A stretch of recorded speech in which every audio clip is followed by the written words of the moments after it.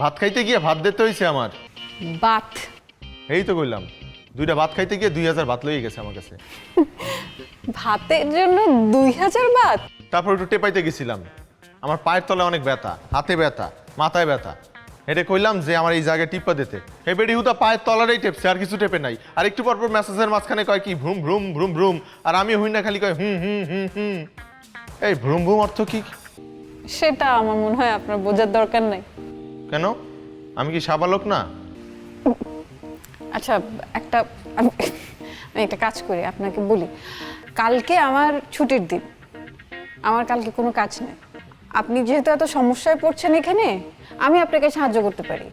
কালকে আমি আপনাকে সব জায়গায় ঘুরে দেখাবো, ভালো ভালো জায়গায় নিয়ে আপনাকে খাবার হোটেলগুলো দেখাই দিব কোথায় কি আছে। সাহায্যের কথা কয়ে তারপরে এই ফটকা গোমতো আপনিও আমার কাছে যেটা হলে যাবেন না। জি না, আমি এই ধরনের মানুষ না।